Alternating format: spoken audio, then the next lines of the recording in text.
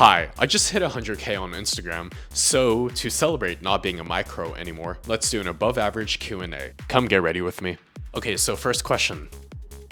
Do I have sisters, and how did my upbringing affect me? I grew up as a super weird, kind of awkward only child with not a lot of friends. And so I spent a lot of time by myself just watching YouTube videos. Like I remember spending an entire summer during high school just watching this one Minecraft video series. I literally didn't do anything else because my parents wouldn't let me get a job in high school. And so these YouTubers became kind of a safe space and community for me in a parasocial way, and they had a huge influence on me becoming who I am today. Why did I start the Being a Better Man series? Well, the big reason is I believe we need more diverse representation of healthy masculinity in media, as opposed to the hegemonic forms that have been deep-threaded forever. Even as a kid, I've been on the zestier side of the heteronormative scale, and so my masculinity and sexuality was constantly questioned. My mom used to ask me on like a weekly basis if I was straight, and she finally stopped doing that like a year ago. And so a lot of my insecurities that I grew up with carried over into adulthood and affected friendships and relationships. And not to excuse them, but I made a lot of mistakes in my early 20s. And now at the age of 29, I can't help but to see a lot of young men going through the same things that I went through when I was younger. And so my hope with this series was to help be part of the solution to fix that. Whataburger or Jack in the Box? Definitely Whataburger. I've lived in Texas my whole life, so